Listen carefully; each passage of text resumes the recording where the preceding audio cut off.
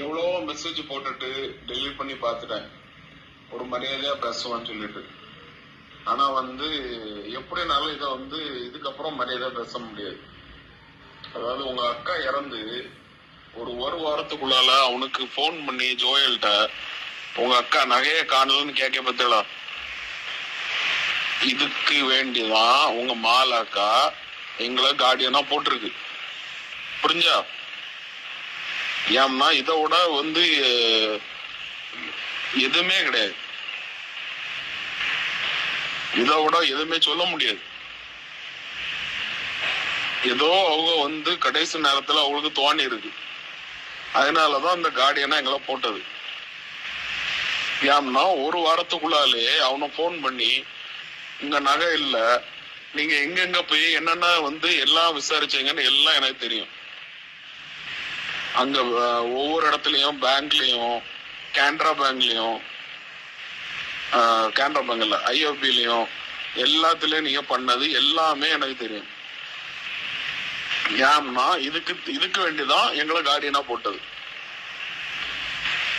அது உங்க நகை கிடையாது, அது உங்க அம்மா நகை கிடையாது, உங்க அப்பா நகை கிடையாது. அது மாலாக்காக்க நகை. அது அவனுக்கு மாலாக்கா தாலி என்கிட்ட தான் இருந்து, அவ ட்ரீட்மெண்ட்ல இருக்க சும்மா ஃபுல்லா என்கிட்ட தான் இருந்து, என்கிட்ட தான் தந்துட்டு போனாவோ. ஏன் உங்ககிட்ட தரல? நீங்க ஆஸ்பத்திரியில தானே இருந்து, ஏன் உங்ககிட்ட தரல?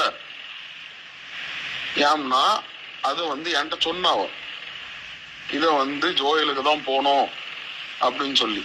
அதனால அது என்கிட்ட தான் இருக்கு, அவனுக்கு தான் போகும். இது மட்டும் இல்ல, மாலாக்காக்க ஒவ்வொரு கம்மல் வரைக்கும் அவனுக்கு தான் போகும். அதை நீங்க வச்சிருக்கலாம், இப்போ நீங்க என்னவும் பண்ணலாம். ஆனா எல்லாமே அவனுக்கு தான் போகும். அவனுக்கு ரைட்ஸ் என்னவோ அது அவனுக்கு போகும். நான் கூட கொஞ்சம் விட்டுறலான்னு பார்த்தேன். சரி, ஏன்னா எனக்கே அவ்வளவு சொத்து இருக்கு, ஜோயலுக்கு நான் பாத்துக்கலான்னு பார்த்தேன். ஆனா அப்படி விட மாதிரி தெரியல. இப்போ ஒவ்வொன்றும் அவனுக்கு வரக்கூடிய ஒரு புடி மண்ணைய நான் வாங்கி கொடுத்துட்டு தான் போவேன். அவனுக்கு வர வேண்டிய எல்லாம் அவனுக்கு வரும். அது நான் எப்படி பண்ணுமோ லீகலா நான் பண்ணிக்கிட்டேன். ஏன்னா லீகல் கார்டியன் நாங்க தானே. எப்படி நான் அதை அவனுக்கு கொடுக்கணுமோ நான் கொடுத்துக்கிட்டேன். நோண்டி விட்டுட்டு நான் இனி விட மாட்டேன். ஓவரா நோண்ட கூடாது. நாங்க நிறைய பண்ணலாம், சரியா? நாங்க வெளியே இருக்கோம். வெளியே நாங்க டவுனுக்குள்ள சிட்டிக்குள்ள இருக்கோம்.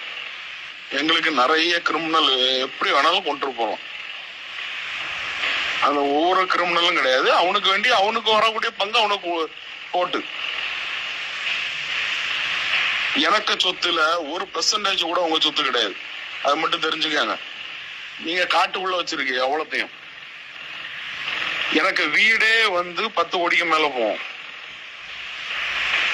எனக்கு எனக்கு சொத்துல 1% கூட உங்க சொத்து கிடையாது. இது சொத்தை பத்தியே கிடையாது, பைசாவை பத்தியும் கிடையாது. நான் எல்லாத்தையும் விட்டுலாம் தான் இருந்தேன், ஆனா இனி விட மாட்டேன்.